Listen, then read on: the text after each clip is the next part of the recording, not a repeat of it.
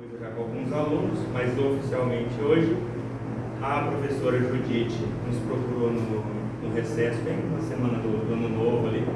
Ela está com uma dificuldade na casa dela, com parentes enfermos, ela vai precisar se dedicar a esses parentes e ela ficou com receio de não dar conta de tudo, e ela tem um padrão no estado já, então ela preferiu ficar com o padrão do estado e se dedicar aos outros horários para a família dela, e eu faria o mesmo, mas ela fez isso bem tranquilo, bem de boa, bem suave. E eu não conhecia o professor Matheus, conheci por indicação, mas tem se mostrado um coordenador de campo.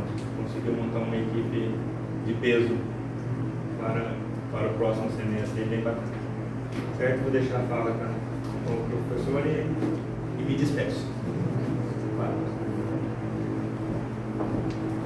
Ótima noite a todos. Meu contato a princípio vai ser breve, para deixar o doutor palestrar também. Meu nome é Matheus Pietrangelo. A princípio eu vou estar lecionando uma matéria de Direito Civil para o terceiro semestre. Inclusive, alguns já me perguntaram, já vieram falar comigo a respeito da grade horária. No final vai estar disponível ali para vocês o papel impresso, com o nome de alguns professores também. Temos a presença de alguns dos nossos professores aqui, a professora Gabriela, a professora Daniela, a professora Mariúne, já apresentando vocês também. E a princípio eu vou deixar a palestra para o doutor Carlos, tá? Obrigado. Queria cumprimentar os professores que estão presentes. Mais uma vez agradecer o convite. Vou pedir licença para vocês, eu vou tirar meu paletó porque o calor está bem forte, né? Então, ficar um pouco mais à vontade. Falar para alunos de misto de curso é sempre um prazer. Sou professor há aproximadamente 15 anos. Já tive também a posição do professor Matheus, fui coordenador de curso. Sou de Curitiba, na verdade. Vim para Maringá faz mais ou menos uns 3 anos. Lá tive a oportunidade não só de coordenar um curso, mas também lecionar, coordenar uma pós-graduação. E isso fez com que a gente acabe adquirindo uma experiência um pouco maior na perspectiva também de gestão. E hoje, aqui em Maringá, especificamente, a minha advocacia está praticamente voltada à área empresarial. Faz com que surjam várias questões envolvendo esse âmbito da advocacia, principalmente porque muita gente não tem muita noção de como é a atuação de um advogado que atua para prevenir o quê? Que é um grande problema de um empresário hoje no Brasil. Se você pudesse resumir, que palavra você usaria? Tributo? Não. Qual seria? Cadê os alunos do segundo ano aí já? Pode falar. Não. Professoras? Litígio? Não. Quem tiver medo de litígio não pode ir para o mercado. Risco. Assumir riscos. E qual que é o papel do advogado? É mostrar quais caminhos podem ser seguidos e quais são os riscos que precisam ser enfrentados. Então, basicamente, a atuação de um advogado no âmbito empresarial, societário, é justamente o quê? Mostrar aquilo que nós conhecemos como risco. Mas de onde nasce o risco? Qual que é a perspectiva do risco? Nós corremos riscos todos os dias. Quem que é casado? Levanta a mão. Quem não casou, optou em viver união estável, só está juntado, amaziado. Tem alguém? Quem já namora mais de 5 anos? Está assumindo um risco de ter aí um reconhecimento de uma união estável. Quem casou, não está assumindo risco? Ou todo mundo casa achando que vai ser para sempre? Que seja eterno enquanto dure, mas eu vou ter que assumir um risco, porque o Estado me impõe a necessidade de escolher um regime patrimonial. Não me impõe?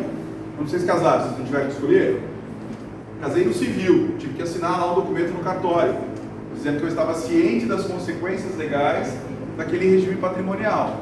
Então, se na nossa vida civil, no nosso dia a dia, nós precisamos assumir riscos para nos desenvolvermos, quem está na área empresarial, quem está no ramo empresarial, precisa assumir risco todo dia. Então, quando eu falo lá, mas o risco é ter um litígio. Sim, eu posso ser um advogado que vai focar apenas na advocacia contenciosa, que é aquela ideia de processo. Vamos ter processo. Quanto mais processo, melhor. Maior serão os meus honorários. Essa história de ficar lá só contando historinha é algo ruim. O problema do processo é que demora. Ou o processo é rápido? Não, o processo demora. Alguém tem alguma ideia de quanto tempo mais ou menos está levando? Outra parte tem dinheiro para pagar? Pode ser super rápido. Agora, se não tiver, tem que ficar procurando bens, ou ter uma dificuldade às vezes de conseguir citá-lo para ele poder participar do processo. Então eu não posso só deixar a atuação do advogado numa perspectiva contenciosa, ou seja, deixar para ele só a parte de processo. Então eu posso ter o advogado como um aliado, não como um problema, não como um custo. E é o que eu sempre tento desenvolver quando eu vou atender um cliente. Quando vem um cliente à procura do escritório, a primeira pergunta que ele me faz: quanto você vai me cobrar? Eu digo, essa é a última parte. Primeiro eu preciso lhe mostrar o bem que eu vou, para daí você ver que o meu valor é um custo que você pode agregar, porque isso vai fazer com que você não perca dinheiro. Quando eu falo da perspectiva consultiva, é você não ter mais a situação do processo como última alternativa, e sim como uma outra alternativa. Se eu posso resolver boa parte dos problemas do meu cliente a partir de situações consultivas, analisando o problema, expondo o cenário, olha, a jurisprudência, as decisões dos tribunais estão inclinadas para esse lado, ainda não há um posicionamento definitivo. Então aqui nós temos 50% de chance de dar certo, mas existe 50% de chance de dar errado. Olha, esse tema aqui já está pacificado, podemos seguir esse caminho, porque o nosso risco aqui é mínimo. Ou então, o cenário é esse e o cenário é esse, os dois impõem um risco. A decisão é sua, empresário, porque eu estou lá para auxiliar. Eu não posso tomar a decisão, porque senão ele vai dizer o quê? Viu? Você falou que era para fazer, eu fiz, agora deu errado, e agora? Aí você vai dizer para ele, calma, nós vamos entrar com o processo. Mas o processo vai resolver? Nem sempre. Então, a advocacia, ela nos permite uma série de formas de atuação. Quando vocês se formarem, vocês vão ter aquela sensação de que vocês não sabem nada.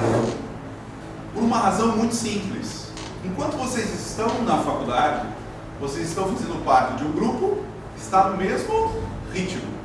Está todo mundo com aquela rotina, vocês trocam ideias para a formação de trabalhos, de peças, discutem as provas, mas a partir do momento que vocês se formam, vocês passam a quase que viver um luto.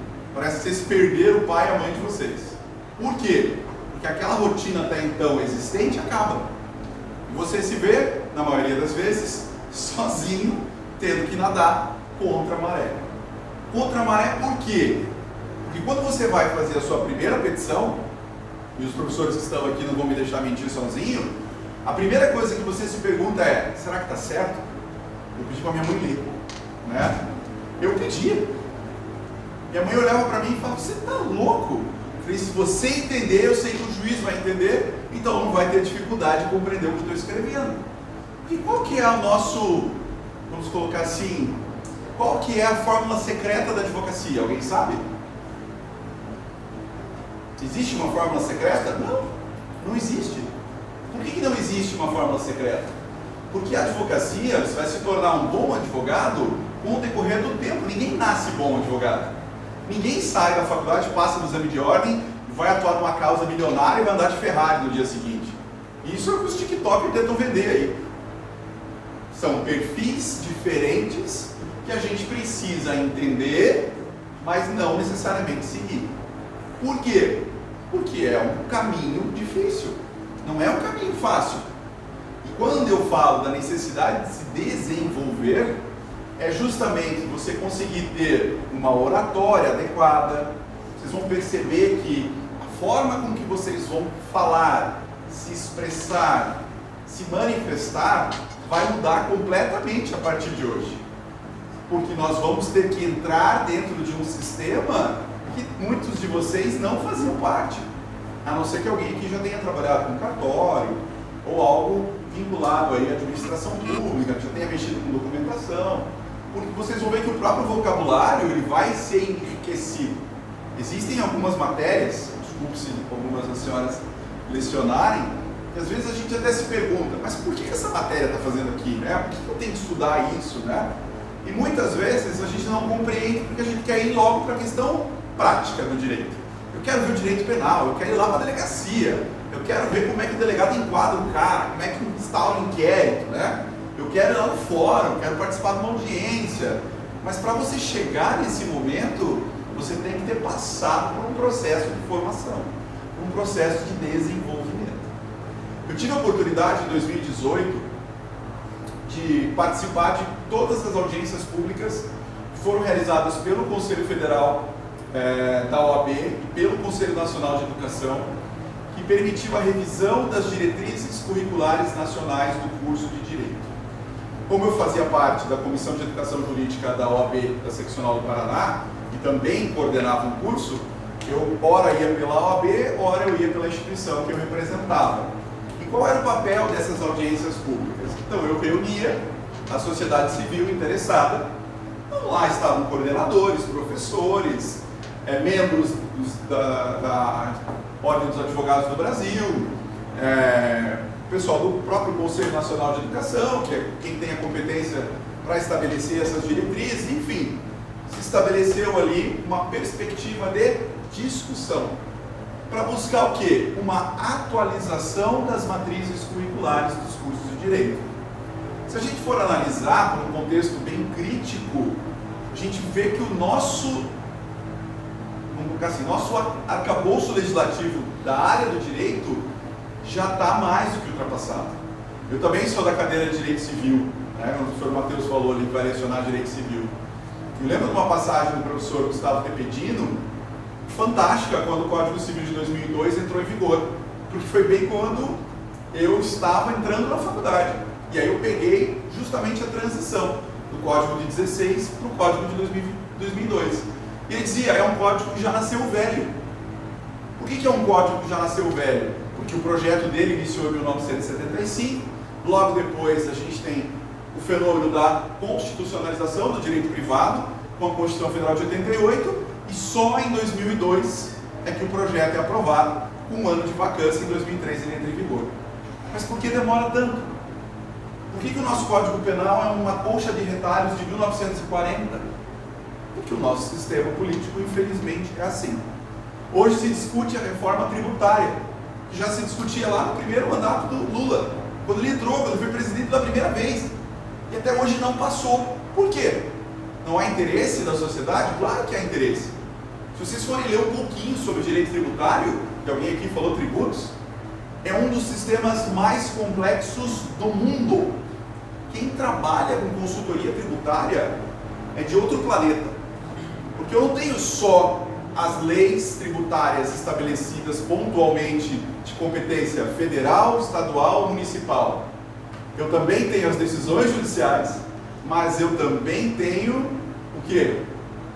As normativas criadas pela Receita Federal, pela Receita Estadual e pelo município, né? Porque o município também pode legislar em área tributária. Então percebam que o advogado que for atuar na área empresarial, ele vai precisar conhecer um pouquinho disso tudo.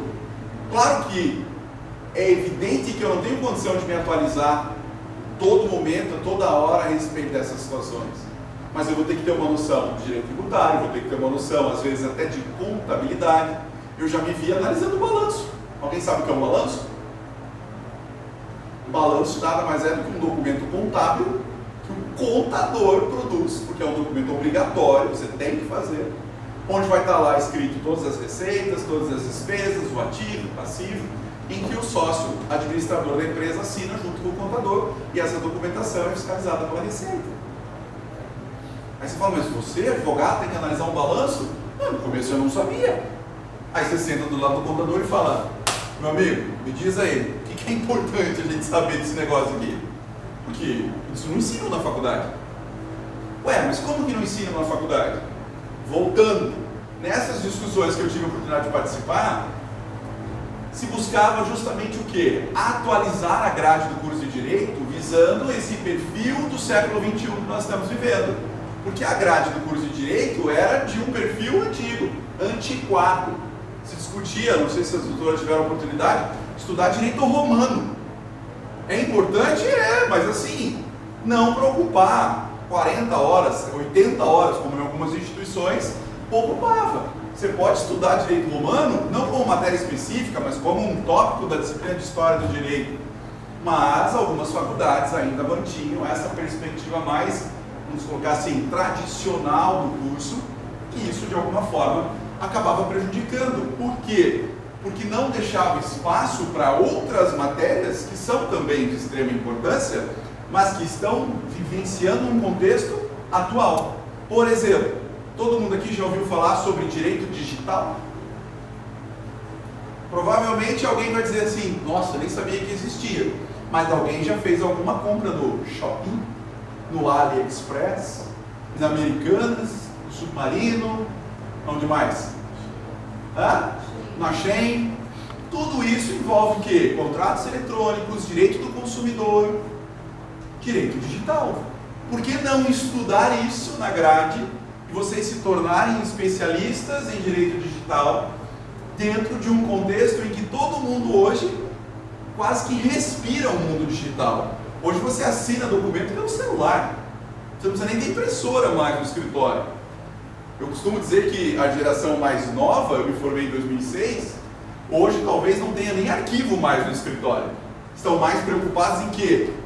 Em ter uma nuvem com bastante gigabytes para poder colocar os seus arquivos digitais e não precisar mais de espaço físico para guardar papel, porque ninguém mais gosta de guardar papel. Eu ainda sou da velha guarda, eu gosto de imprimir as petições, eu rabisco, eu escrevo, eu anoto, eu passo para a estagiária, eu quero assim, eu quero assado, mas é o meu jeito, foi assim que eu aprendi.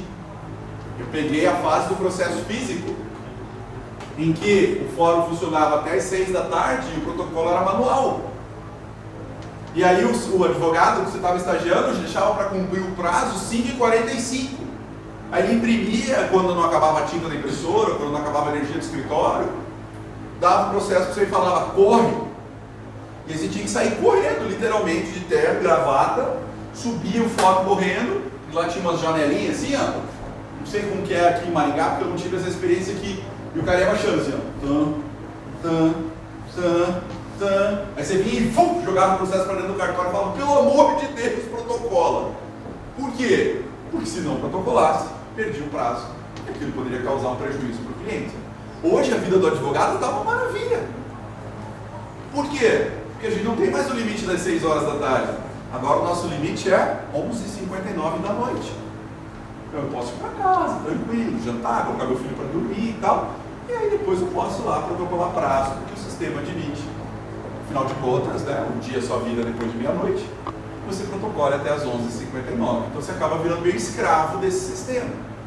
Mas voltando ao assunto, qual é a relevância da gente estudar algumas matérias que hoje já não teriam um viés prático tão importante?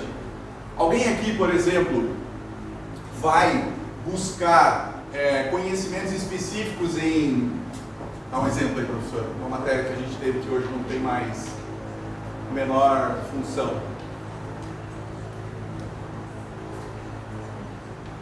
Direito canônico. Sabe o que é direito canônico? Eu tive na faculdade uma disciplina dessa.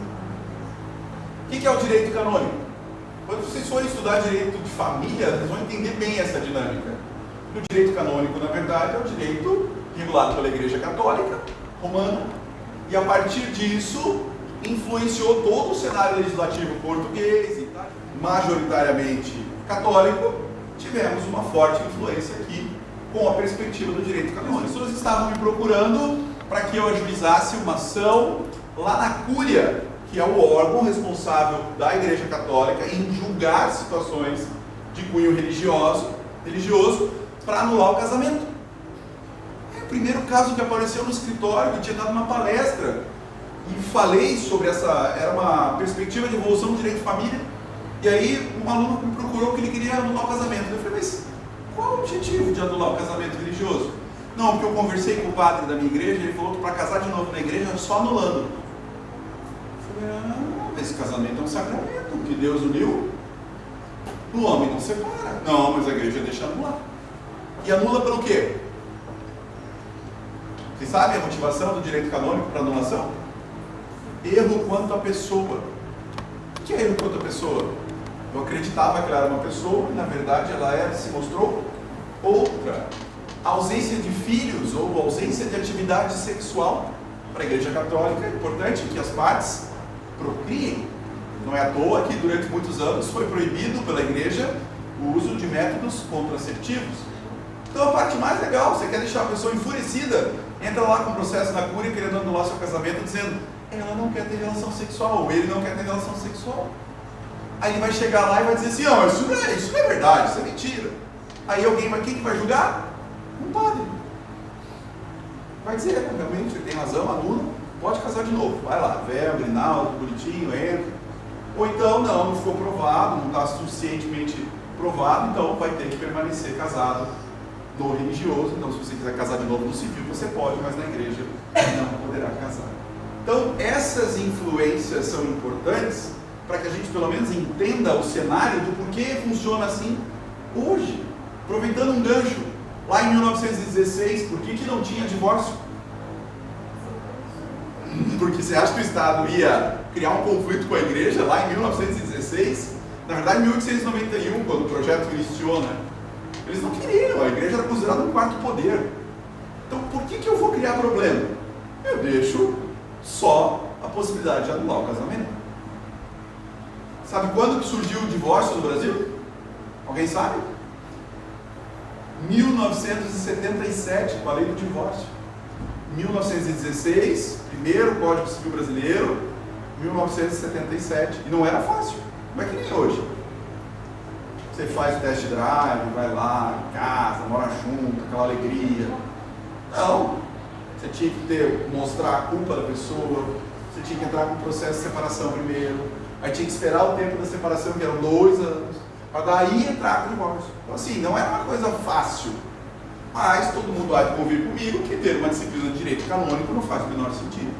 Por que não ter uma disciplina de direito previdenciário, que é uma situação que está no auge, né?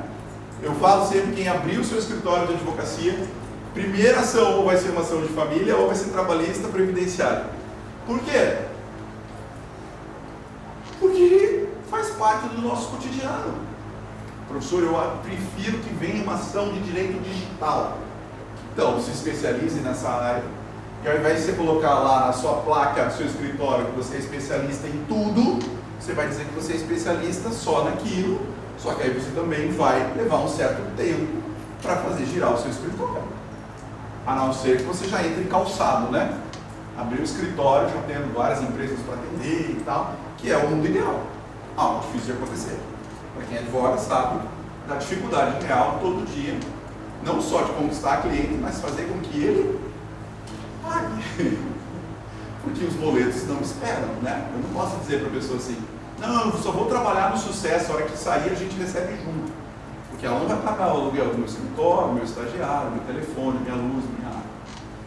Então a gente vem partindo de uma perspectiva de evolução do curso de Direito. E isso a gente vê não só nessa perspectiva de uma mudança na grade curricular, mas a gente também vê uma mudança na perspectiva das profissões jurídicas.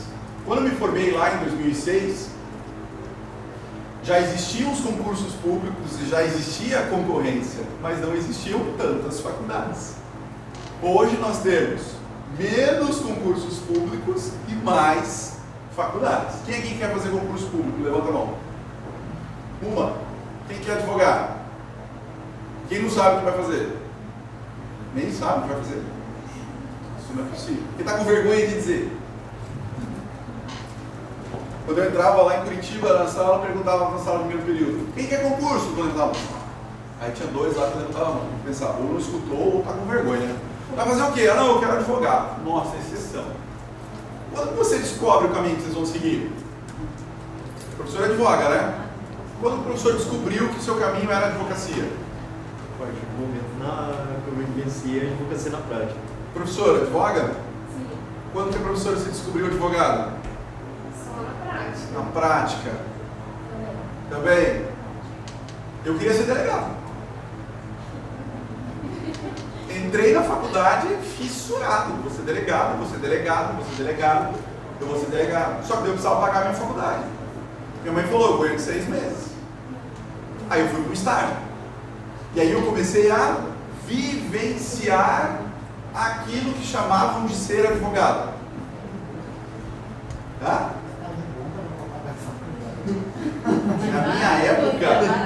Na minha época, não existia a lei do estágio.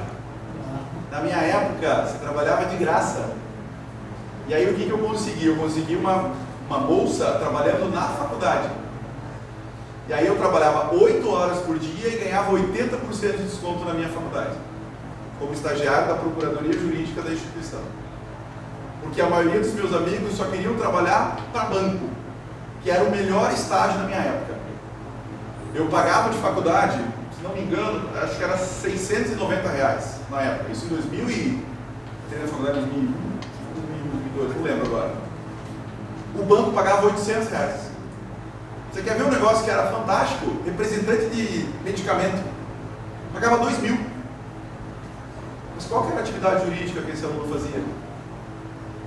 Agarrava uma bolsa cheia de remédio e ia apresentar para os médicos. Mas por que você estava preocupado em aprender alguma coisa jurídica? Cara, ele estava ganhando 2 contos, ele comprava carro, ficava desfilando, roupona bonita. E os idiotas aqui tendo que trabalhar que nem uns idiotas, literalmente falando, porque você só ficava carregando o processo para cima e para baixo, não aprendia nada. Você precisava aprender, você pegava na primeira semana, que era protocolar documento e ver lista de prazo, para um dia, quem sabe, você ser lembrado como um bom estagiário e te contratarem para você ganhar R$300. Lá em 2006, se não me falha a memória, não, 2008, veio a lei de estágio. Para quê? Para acabar com essa farra, que no direito não se pagava. Aí o que essa farra fez? Exigiu que a atividade de estágio tivesse vinculação com a área de estudo, uma razão meio lógica, né? Um aluno de direito trabalhando como fazendo estágio numa indústria farmacêutica, apresentando medicação. E fosse remunerado. Aí, quando eu me formei, como eu trabalhava na Procuradoria Jurídica da faculdade, na minha época, você precisava ter a conclusão do curso de Direito para submeter o exame de ordem. Eu concluí, o primeiro exame de ordem que eu fiz eu passei, e a faculdade me contratou como advogado deles. E aí, bem nessa época, entra essa lei de estágio. E aí, o secretário, que é o Bruno, faz essa função aqui, falou, ó, eu não tenho condição de ficar analisando essas coisas, vou mandar tudo pro teu setor. Eu falei, não, tudo bem. Aí eu pegava termos de estágio lá, em que vinha escritórios grandes em Curitiba, remuneração, R$1. Aí eu pegava e ligava no escritório, aí o advogado respondia assim, a lei determina que se remunere, não estabelece piso. Eu estou disposto a pagar R$1 e o seu aluno está disposto a fazer um estágio no meu escritório, recebendo R$1. Aí eu recusava, não deixava. Pensa na quantidade de briga que eu arrumei. O aluno ia lá, brigava comigo, dizia que aquilo era um absurdo. É um absurdo você se submeter a uma situação dessa. Enquanto tiver gente se submetendo, vão continuar oferecendo R$1. Aí claro que o Ministério Público do Trabalho entrou no meio, teve um show de denúncias, e hoje vocês vivem um cenário, vamos colocar assim, confortável, tem que trabalhar só 6 horas, né? Uma remuneração adequada, vale transporte, seguro, uma série de questões que até então não existiam. E a advocacia em si é diferente? O que vocês acham? Eu advogo há 15 anos, peguei os 2 cenários. A advocacia é diferente? A pandemia mostrou pra gente várias possibilidades, inclusive do que não funciona e do que funciona.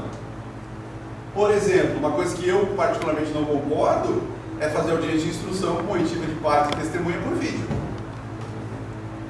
Por quê? Talvez porque eu tenha aprendido com um excelente advogado que está presencialmente, até porque a gente não tem esse hábito de estar sempre no vídeo. Quando o juiz precisa apertar também a outra parte, ou a testemunha, a gente está em constante desenvolvimento. O que se fazia 15, 20 anos atrás, hoje a gente já não tem mais essa perspectiva. Mas algumas coisas não mudam. Já ouviram falar num procedimento importantíssimo chamado embargos auriculares? Alguém aqui já usou? A gente usa todo dia. Dentro da cadeira de processo civil existe um recurso, há controvérsias inclusive sobre se ele é realmente um recurso, chama-se embargos de declaração. E para que servem os embargos de declaração? Serve para o juiz corrigir lá eventuais omissões, contradições, obscuridades ou até eventualmente erros materiais na própria decisão proferida por ele. Mas não impede, por exemplo, que eu vá lá no gabinete e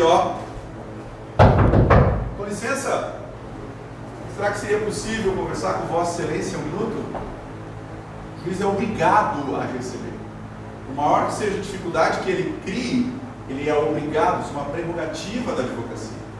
E você vai lá justamente fazer o quê? Os embargos auriculares. Auricular é os embargos de orelha. Você vai sentar lá na frente do juiz e vai dizer: Excelência, o que me traz aqui é a demanda tal, onde nós estamos pleiteando uma tutela de urgência, minha cliente sofre de uma doença grave, está passando por um tratamento oncológico, o seu plano de saúde negou injustificadamente o tratamento, o que motivou o ajuizamento dessa demanda. Então eu gostaria apenas de esclarecer que esse é um medicamento previsto no rol da Anvisa, não é um tratamento experimental, o plano está equivocado, lá, lá, lá, lá, lá. O juiz pode olhar para você e falar assim: tudo bem, doutor, eu vou analisar. Pronto, é o suficiente. Ah, eu tenho que fazer isso toda vez? Não. Mas toda vez que for uma situação que demande uma urgência como esse, um caso de saúde, que a pessoa precisa o mais rápido possível desse medicamento, e eu já advoguei muito tempo nessa área lá em Curitiba, você não pode sair de dentro do fórum. Você vai ter que estar lá enchendo o saco do juiz o tempo todo. Por quê? Várias vezes fui, levei a foto da criança, careca, um tubo na garganta. Olha, dessa pessoa vai ser diferente do que você sentar na frente de uma pessoa e conversar com ela a respeito de um caso. Não sei se as professoras tiveram já a oportunidade, do Tribunal de Justiça, dependendo da Câmara que vocês estejam atuando lá, eu já fiz reunião com o desembargador, que tinha julgamento próximo, 7 horas da noite, 8 horas da noite, por Skype, daqui de Maringá. Aí você fala 1 minuto do processo e 10 minutos sobre a cidade. O senhor está falando de Maringá, já fui juiz aí, já passei por aí, como está Maringá? Aí você, meu Deus do céu, meu caso, excelência, semana que vem, o senhor quer saber de Maringá, vem aqui, eu pago um café para você, vai lá em casa fazer o meu churrasco, mas primeiro pensa no meu processo, né? Ajuda, resolve, mas faz parte. Vocês podem até achar, imagina, eu sair do meu escritório, gastar minha sola de sapato para ir lá bater na porta do juiz para conversar com ele. Muitas vezes o juiz não pode me atender, não tem problema, eu falo com o assessor, vocês vão estar nessa situação. Quem é o contato do juiz? Vocês acham que o juiz é uma pessoa assim, super poderosa, com vários braços, que ele consegue absorver toda a carga de trabalho que ele recebe no cartório todos os dias? Não, ele tem que ter uma equipe. E essa equipe vai fazendo um filtro. Matérias que já são decididas, que eles já conhecem o entendimento do juiz, já vai seguir aquele formato de decisão. Matérias que são novas, que ainda não se sabe, separa e vai discutir. Minha esposa é advogada.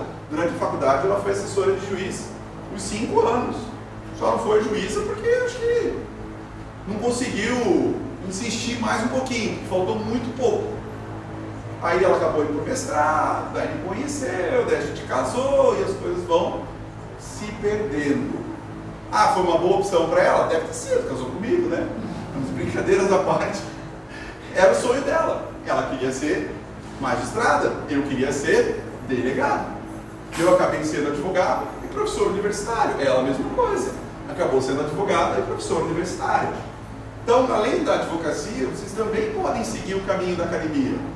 Ah, mas que caminho é esse? Um caminho muito simples.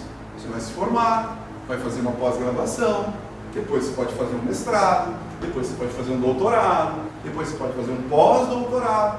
E aí, no meio desse caminho, advogando, construindo família, tendo filho, você pode fazer um concurso e entrar no processo seletivo para dar aula. E aí você começa, como todo mundo já começou, com as pernas tremendo, com a barriga doendo, né, ansioso em saber como vai ser a receptividade dos alunos, e você começa a sua carreira em docência, que é uma carreira muito bonita, mas que demanda muito trabalho. Vocês querem ver uma coisa que dói? Chega assim e fala, essa é a emenda da disciplina. Você tem 80 horas para desenvolver esse assunto. E a gente tem que fazer um ajuste fino, porque não dá tempo de você vencer tudo que necessariamente precisaria ser abordado durante o número de horas que você está aí para concluir o curso de Direito. Tinha gente defendendo lá no Conselho Nacional de Educação que o curso de Direito fosse igual ao de Medicina, aumentasse um ano, fosse para 6 anos. Porque hoje o número de assuntos novos que estão sendo legislados e que demandam tempo da nossa parte, não só na condição de professor, mas também de advogado, enfim, qualquer outra carreira, impõe uma carga horária ainda maior. Ou seja, as 5.400 horas previstas como horas mínimas lá, não seriam mais suficientes. Aí todo mundo falou, mas isso é uma loucura. Como assim? 5 anos já é muito. Aí todo mundo ficou se olhando, 5 anos é muito? É. No Rio de Janeiro tem curso que o aluno se forma em 3 anos e meio. Só que é integral. Integral? Custa 11 mil reais por mês. E o último ano você pode escolher se você quer fazer aqui ou fora do país. Ou seja, é um curso para uma parcela mínima da população. O restante fica dentro desse universo generalista, que é o perfil do curso de Direito. Ele tem que ser um perfil generalista, para que vocês, quando saírem, acabem descobrindo qual é o caminho que vocês vão seguir. Eu fiz minha monografia em contratos, lembro ainda como se fosse hoje. Tema da minha monografia: a violação da boa-fé objetiva pelo comportamento contraditório. Vocês vão estudar isso ainda lá em Direito das Obrigações, Direito Alemão, venire contra factum próprio. E os meus amigos olhavam para mim e falavam, você é retardado escrever um negócio desse, tá louco, eu nem tenho isso aí direito. Mas eu aproveitei um grupo de estudos, eu participava de tudo que eu podia. E alinhei ali a confecção da minha monografia. Saí da faculdade e entrei no mestrado. A mesma professora que me orientou na monografia foi minha orientadora de mestrado. Também fui estudar contratos. Aí surge a possibilidade de participar de um processo seletivo para professor de Direito Civil. É agora, terminei o mestrado. Estava voando, é agora. Tinha dado algumas aulas para o professor durante o mestrado. Passo no concurso, falei, meu Deus, tinha 2 vagas, passei em primeiro, maravilha. Chega no primeiro dia, eu me apresentar para o coordenador, seja bem-vindo e tal. Então, você começa amanhã, a disciplina é família. Peraí, tem alguma coisa errada. Eu sou dos contratos. Eu estudei contratos na minha monografia, no meu mestrado. Eu advogo nessa área, eu nunca fiz um divórcio. Aliás, eu fiz lá no NPJ, que é o Núcleo de Prática Jurídica, que vocês vão passar também. Aí o coordenador olha para mim e fala assim, você não é professor de civil? Você é professor de civil? Sou. Então, professor de civil tem que dar aula de parte geral, tem sessões. Se vira. Eu não tenho condição de chamar o professor, a matéria é tua. O que eu fiz? Fui para casa, sentei a bunda e estudei. Cheguei na sala de aula com a maior cara lavada, dizendo, bem-vindos ao direito de família. Todo mundo aqui já se divorciou, né? Pagou alimentos, pensão e tal, e fui. Minhas primeiras aulas devem ter sido uma porcaria. Por quê? Porque era um assunto que eu não dominava. Mas eu acabei me apaixonando.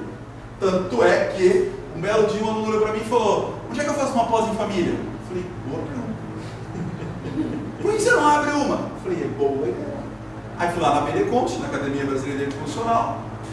Quase todos que estão lá foram meus professores. Falei, quero abrir uma pós em família. Você tá louco? Imagina, você foi uma academia de direito constitucional. Vocês não estudam nada mesmo, né?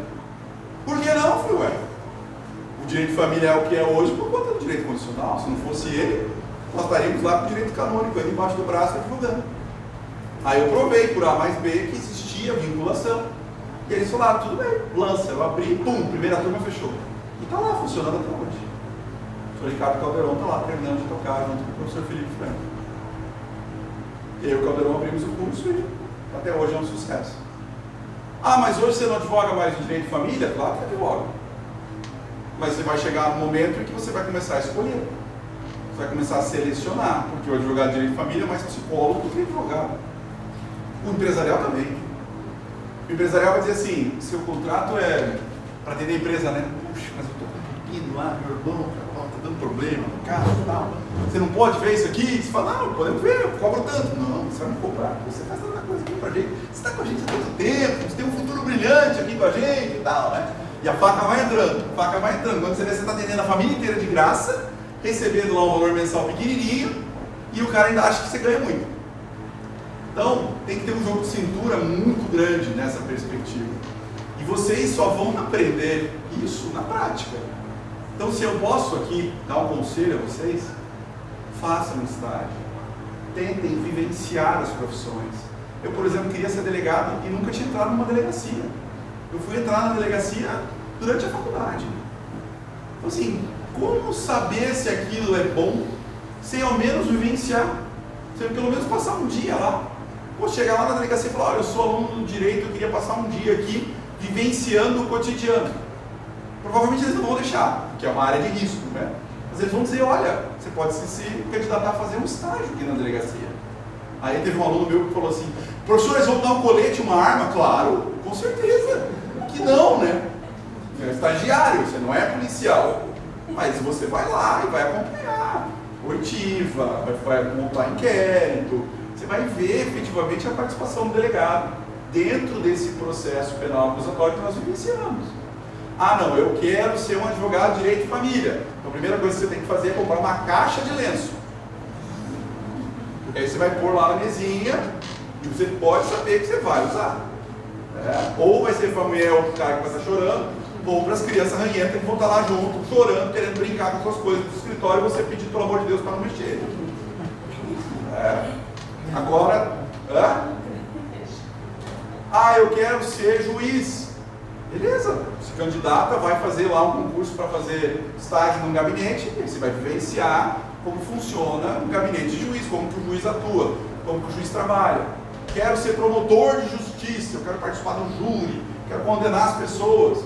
Faz estágio no Ministério Público, torce para cair com um promotor que faça júri, que vocês vão ver o trabalho que vocês vão ter de estudar para ajudar a montar as peças, enfim, toda a preparação para esse júri. Então, se permitam experimentar as carreiras. Eu sei que vocês vão ter uma disciplina ali só de profissões jurídicas. Vocês vão entender como isso tudo funciona, quais são os requisitos, o que precisa, e muitas vezes vocês vão se ver vocacionados para a área. Hoje vocês estão aqui dizendo, eu não sei o que eu vou fazer. Eu também não me descobri professor sozinho. O que a gente fazia na faculdade?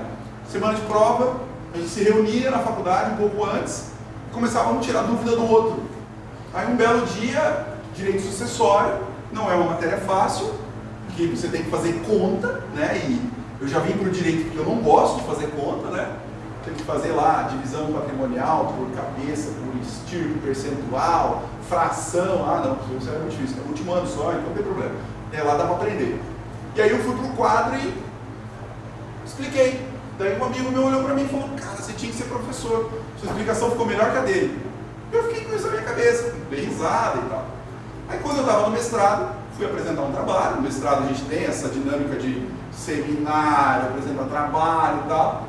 Um professor de direito constitucional que eu tive, chamado Marco Marrafon, que foi presidente inclusive da BD Concha, falou, estou precisando de um monitor, quer ser meu monitor? As portas se abrem, a gente entra ou a gente fecha. E eu estava entupido de coisa, eu topo, não tem problema, o que eu tenho que fazer? Escolhe aí um tema que você queira, você vai entrar em sala para dar aula no meu lugar. Eu falei, eu? Aí abri lá, são coisas que a gente nunca esquece. Olhei lá, beleza, vou dar aula de poder constituinte. É a matéria que eu mais sabia, assim, ia dar controle de constitucionalidade, não era maluco. Entrei na sala, já tem uns 60 cabeças assim, de terceiro ano. Aí ele falou, hoje quem vai lecionar, meu aluno do mestrado e tal. Os outros ficaram me olhando. Eu falei, meu Deus, eu não sabia nem por onde eu começava, não sabia nem como é que eu me posicionava no quadro, o que eu escrevia, como que eu me direcionava. Cru. E aí foi a primeira, foi a segunda, foi a terceira, foi a quarta. Quando eu vi, eu já estava tirando dúvida dos alunos, me reunindo antes da aula para poder tirar dúvida para a prova, fazendo um grupo de estudos juntos, e as coisas vão acontecendo. E aí você se vê mordido pelo bichinho da academia, que é um bichinho violento.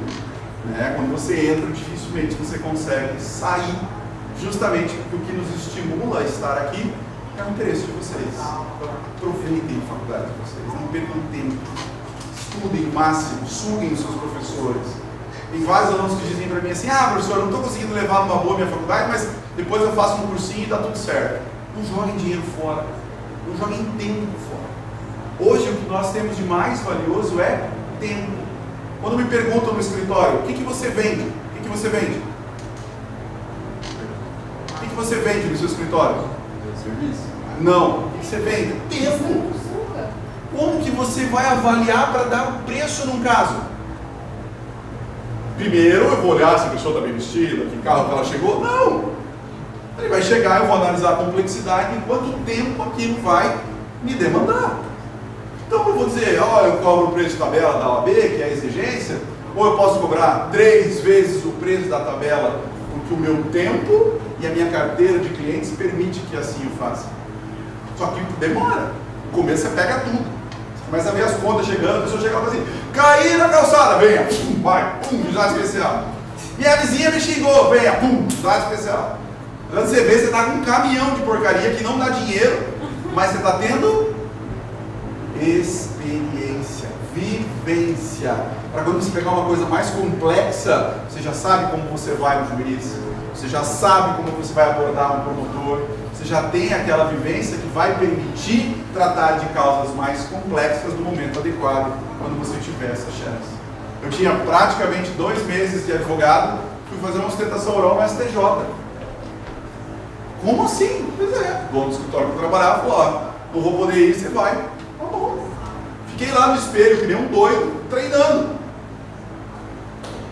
Você vai treinar com quem? Mãe, vem cá. Olha, eu tenho que fazer uma sustentação oral, eu tenho 15 minutos para falar, vê se eu estou falando rápido demais, se você está conseguindo entender o que eu estou falando, eu tenho que abordar esses tópicos. Minha mãe fica lá: ué, vou pedir ajuda para quem? Vou chegar para o dono do escritório e falar assim: então, você pode estudar? Ele vai dizer: ô, você está louco? Não tenho tempo para isso. Ele só me passou os tópicos, falou: quero que você enfrente isso. E lá fui eu para Brasília fazer uma sustentação de início de carreira, que nos gabaritam para quando houver um caso mais complexo, a gente já está com o couro grosso, de tanto bater, para daí chegar e efetivamente conseguir sucesso naquilo que a gente gosta. Esqueci seu nome, me perdoe. Eu? Cláudio. Cláudio me perguntou ali fora: qual é a importância dessa palestra? Eu acho que talvez a parte mais importante seja mostrar para vocês que mais importante do que o dinheiro é ser feliz no que vocês vão fazer. Pode ser que vocês não ganhem muito dinheiro, e essa é uma realidade de muitos, mas pode ser que vocês sejam felizes, e aquele ganho que vocês tenham mensal seja o suficiente para que vocês consigam conquistar os sonhos de vocês e permitam que vocês sejam felizes naquela carreira que vocês iniciaram. Se vocês me perguntarem: hoje você é um advogado realizado? Eu diria para vocês: sou. Já estou rico? Não. Se tivesse rico, ia parar de trabalhar? Não. Por quê? Porque eu gosto de advogar. É algo que eu jamais largaria. Você vai ficar mais seletivo, você vai acabar atendendo poucas demandas, mas demandas maiores, demandas que têm chance de dar um retorno financeiro maior, porque a sua condição de ter trabalhado vários anos vão lhe permitir do que empresa de cobrança, porque advogar mesmo é normal. Mas ele se encontrou, ele achou um jeito de ganhar dinheiro e ele, pelo que eu sei, é feliz. A pergunta é: o que vocês precisam para ser feliz? Só dinheiro?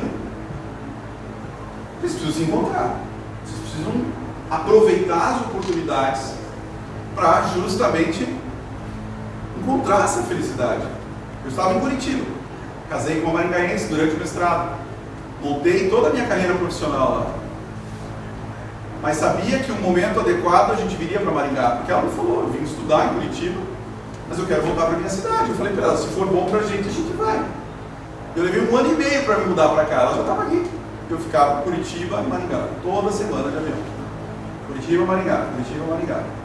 Até que surgiu uma oportunidade de eu ganhar 4 vezes menos do que eu ganhava em Curitiba para vir embora. Eu vendi tudo que eu tinha e vim, com a cara e com a coragem. Hoje eu estou aqui há quase 4 anos, e estou melhor do que estava lá. Mas eu risquei. Poderia ter ficado lá. Não, meu pai queria me matar. Você tá louco, cara, você coordena um curso, você tá na pós-graduação, teu escritório, teu sócio. Ia adiantar? Me divorciar da minha mulher, do meu filho, para ficar pensando só em dinheiro? Não. Se esse é o objetivo, nós vamos atrás do objetivo. E se der errado? Eu sou novo. Se precisar, eu viro vendedor de shopping.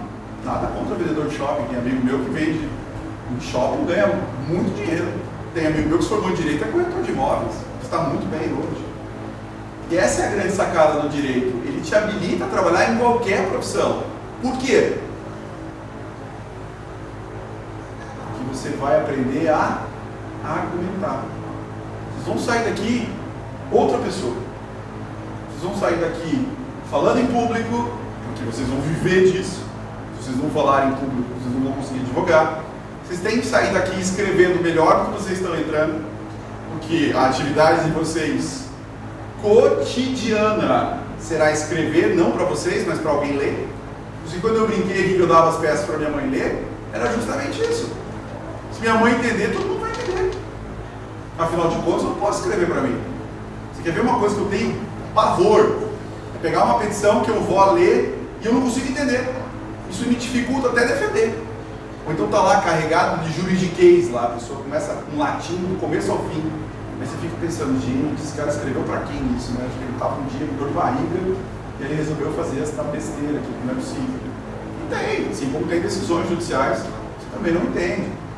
Então não precisa ir ao extremo. Não, a partir de amanhã eu vou me matricular num curso online de latim e vou começar a usar, né, aqueles ab initio, ab ovo, ad referendum, ad... Ai, meu Deus do céu, lá já foi. Sejam objetivos, sejam claros. Busquem organizar as ideias. Quando vocês forem fazer o exame de ordem, qual que é o objetivo da peça? Primeiro, saber se vocês sabem resolver o problema. E segundo, se vocês sabem raciocinar juridicamente. Todo mundo tem medo da segunda fase. Já dei aula em cursinho de prática simples. Eu falava, gente, se você entender como se estrutura uma peça, não tem como errar. Vira automático. Agora, se você não tiver o mínimo de prática naquela área, você está morto. Você quer ver uma coisa maluca? Você chegava na sala e dizia assim: quem vai fazer segunda fase da OAB em direito civil? Ninguém levantava a mão. Aí você fala, mas por quê? Ah, é muita peça. Tá louco, é muita coisa, é muita peça. Então. Quem vai fazer em penal? Aí tinha os dois pro penal. Na minha época eram só três, né? Era civil, penal e trabalhista. Hoje tem esse monte de coisa. Aí você pegava e falava assim: quem vai fazer trabalhista? Não. Então por quê? Ah, é pouca peça. Mas você já trabalhou, fez estágio com direito de trabalho? Nunca. O que você vai fazer lá? Você vai roubar, não vai conseguir passar. Não, mas é menos peça. Mas, gente, tem uma coisa que ninguém tira da gente, que é a ideia do fim. É aquela coisa de você bater o olho e falar, é isso. Vocês já participaram de aulão de vestibular que o professor fala assim: se você marcou, não muda que você vai errar? É a mesma coisa. Algo que não se explica, mas que talvez venha da experiência ou de alguma forma que você tenha vivenciado em sala de aula na sua vida, vai permitir que você tenha esse feeling de bater o olho e falar, é isso, agora eu só preciso estruturar. Como que vocês vão adquirir esse feeling? Trabalhando nas áreas. Então, se você fez estágio, a faculdade inteira na área civil, pelo amor de Deus, não vai fazer em direito do trabalho. Se você estudou o estágio inteiro, a faculdade inteira, direito penal, não vai me mudar de área lá no exame de ordem, achando que a outra área vai ser mais fácil. Você vai perder essa perspectiva do filho. Se preparem, porque provavelmente quando vocês forem se formar, a chance de ter mais uma fase do exame de ordem é gigantesca. Porque desde 2018 se discute no Conselho Federal da OAB a volta da prova oral. Eu só não sei como que eles vão fazer isso. Sinceramente, eu juro para vocês que eu não sei. Mas há essa perspectiva. Então, vai chegar um momento que vai ter um doido lá que vai dizer, não, tem que ter mesmo, põe, e aí vocês vão ter que também ter essa perspectiva de trabalhar a oralidade, algo que vocês vão fazer em sala de aula, apresentando trabalho, participando de seminário, e assim por diante. Então, senhores, senhoras, professores, vou dizer para vocês que essa vida acadêmica, essa vida de advogado é uma vida desafiadora, mas também é uma vida em que a gente se realiza. A gente se realiza quando a gente consegue resolver um problema simples, a gente também se realiza quando consegue resolver um problema complexo, a gente se realiza quando a gente ganha um vinho ou uma caixa com alguma coisa que não represente dinheiro, mas você vê que é carinho do cliente, assim como a gente se realiza quando a gente vê o nosso trabalho bem remunerado, quando a gente recebe os nossos honorários. Então, se vocês estão aptos e ávidos por esse desafio, estudem. Estudem, porque por mais que digam que o mercado está assoberbado de advogado, que não tem espaço, sempre haverá espaço para bons profissionais. Como eu me destaco na advocacia? Estudando, se qualificando, buscando uma posição, buscando sempre inovação, assumindo riscos e não se vendendo o sistema, achando que o caminho fácil vai ser sempre o melhor, porque isso é a maior furada. Tive amigos que começaram na advocacia criminal e um ano estavam comprando apartamento, andando de carro importado e não tinham sossego em lugar nenhum, que advogavam na área criminal, para usuário, para traficante, algo nesse sentido, a ponto de um deles sofrer um atentado no escritório, passaram no carro e deram uma rajada de metralhadora e ele teve que ir embora da cidade. Assim, meu pai sempre diz, tudo que vem fácil tem um preço caro e também vai rápido. Então, estudo. Tá bom, né? Agora vocês se perguntem. Vocês perceberam o que eu falo, né? Professor, desde o primeiro ano eu tenho essa dúvida e o senhor acabou que deixou ela mais forte. O direito em si, ele tem que caminhar junto com a informática, com o aprendizado na questão da informática. Como você falou que no começo era escrito e hoje em dia é digital. Assim, no meu caso, eu aprendi informática naqueles computadores brancos de antigamente. 286, 386, eu também. Então eu teria que hoje caminhar junto ao digital com o curso. Na verdade, hoje a gente precisa de alguém que nos auxilie para acessar as plataformas que os tribunais possuem, que são várias. Infelizmente, o meu curso abria aquela tela assim, Windows 98. Eu vejo que o senhor falou muito dessa questão digital que me deixou mais assustada. O advogado hoje não sai de casa sem isso aqui, viu? Acho que isso está aqui. E eu estou até com uma cordinha para fazer qualquer tipo de atuação, obrigatoriamente você tem que ter o todo. Que facilitou muito, na verdade. Se a gente for pensar na velocidade que as coisas estão acontecendo, não tem como. Eu vou ficar mandando a gente ficar funcionando no sistema. Mas você vai trabalhar com isso, se você não souber mexer no sistema, você vai trabalhar com o quê? Vai ficar fazendo cafezinho? Levando o carro para lavar, que nem fazia eu quando estava fazendo estágio? O chefe chegava para mim e falava assim, vai chover hoje não, né? Eu não sei, acho que não. Leva lá no posto meu carro para lavar então. Não, o que eu vou fazer? Qualquer coisa, né? Vamos levar o carro para lavar. Imagina se eu bato o carro, né? Enfim, proibido. Hoje isso é proibido, graças a Deus. Porque senão ia ter, com certeza. Leva meu filho na escola, vai buscar lá que eu estou finalizando o prazo. Era bem comum. Dúvidas? Choros, lamentações? Só lamentação. Por quê? Nem começou ainda. Ó, a carinha das professoras, carinha de anjo, ó. Tem a primeira avaliação. Eu amo a gente. Essa professora é muito legal. A minha primeira prova, nossa, que absurdo, não considerou essas coisas. Cuidem com a letra de vocês. Vocês vão precisar dela lá no exame de ordem, então vão treinando. Conheci vários avaliadores do exame de ordem. Simplesmente quando não entendiam, não corrigiam, e é zero. Então tem que ser compreensível o que vocês escrevem também, no que diz respeito à caligrafia. A gente não tem mais o hábito de escrever. Já peguei muita prova de aluno que abrevia tudo. Não dá para abreviar em petição. Você não pode usar o linguajar do WhatsApp, do Facebook, do Instagram em petição. Então tem que tomar cuidado com essas coisas. Aproveitar mesmo esses 5 anos. Oi? Aproveitar mesmo esses 5 anos. Sim, o máximo que vocês puderem. Tentem fazer tudo que vocês puderem, tudo que o curso oferecer. Se joguem, congresso, grupo de estudo, iniciação científica, evento. Aproveitem. É um momento que passa muito rápido. Depois vocês vão pagar muito caro para ter acesso. Porque estudante paga valores módicos de entrada nos eventos. Profissionais não paga 10 vezes o valor que vocês pagam. Então acaba ficando um pouco inacessível. Então tem que aproveitar, tem que fazer tudo que der. Eu sempre falo, quem faz a faculdade é o aluno. Você pode estar na melhor ou na pior. Se você se dedicar, vai sair como o melhor aluno da faculdade. Sei, a dificuldade de todo mundo é tempo. Todo mundo tem essa dificuldade. A gente tem que encontrar tempo. Não é o futuro de vocês que está em jogo? Vocês não estão aqui porque vocês querem melhorar? Então vocês têm que estabelecer prioridades. Belo dia tem de um aluno da coordenação em Curitiba dizendo o seguinte: professor, você tem que dar um jeito, eu não consigo. Eu sou taxista, eu trabalho à noite, eu não consigo chegar aqui para dar aula, para poder assistir aula.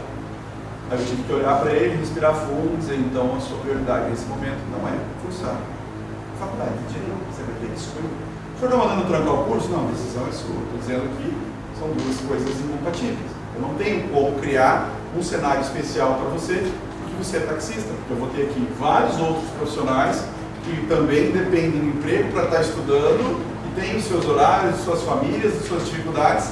E se eu tiver que atender cada caso específico, eu vou embora, porque eu não vou dar conta. Já pensou controlar? Não tem como, impossível. Né? Então, a gente tem que encontrar meios. Eu lembro que quando me formei, 6 meses antes de me formar, eu entrei num cursinho.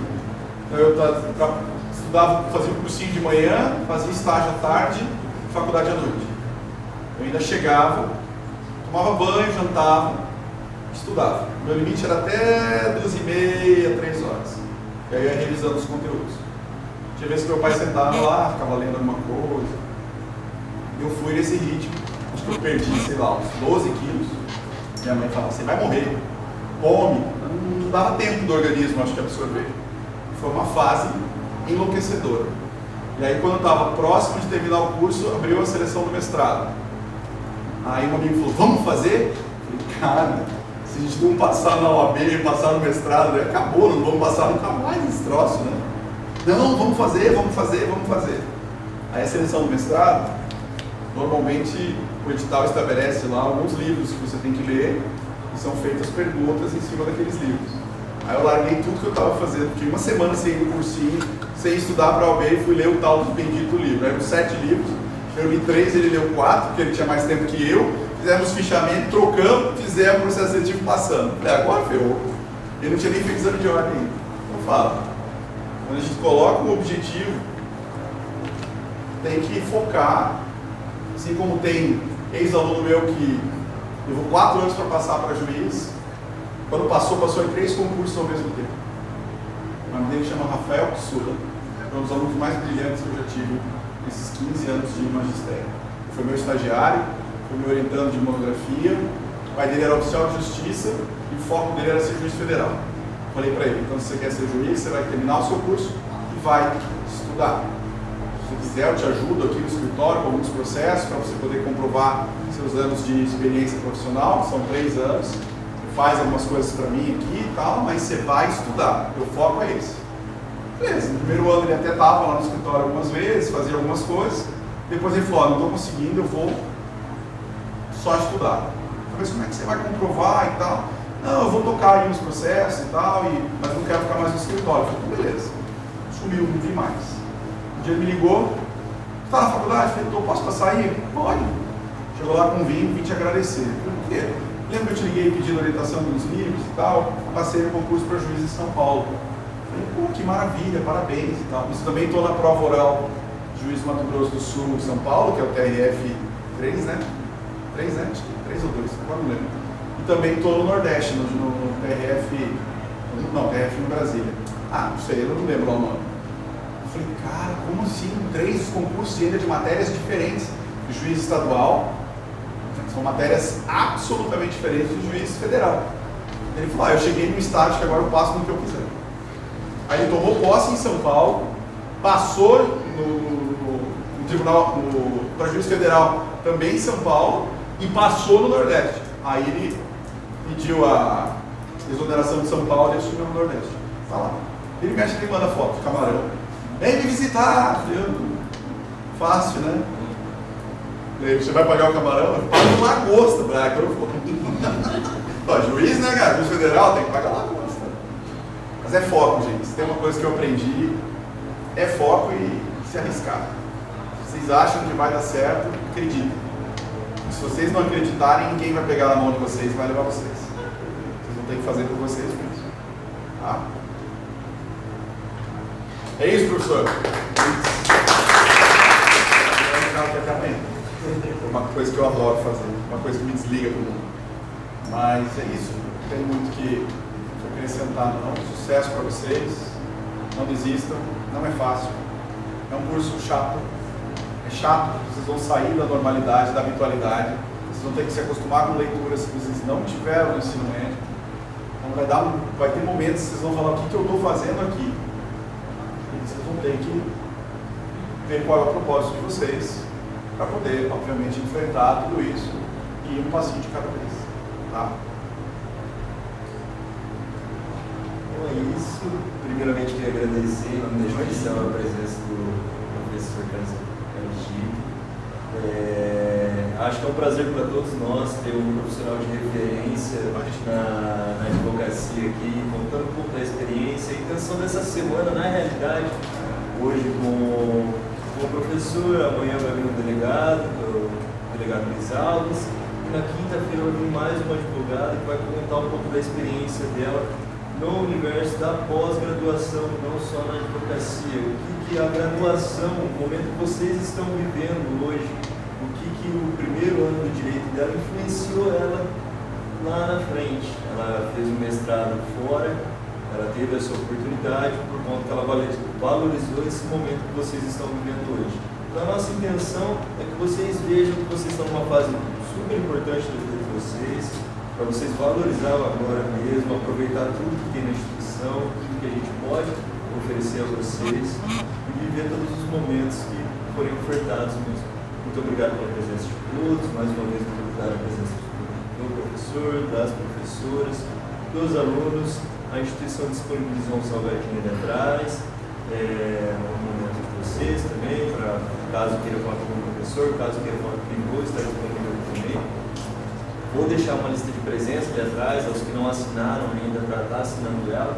E ao lado da lista de presença vai estar a grade horária também. Pode pegar, tem diversas cópias ali, que vai ser suficiente para todo mundo. É só pegar uma foto, levar para casa. Se o colega não veio, quiser me dar uma foto, mande também. E conto com a presença de todos até amanhã também. Tá? Uma boa noite para todos e um bom semestre para nós.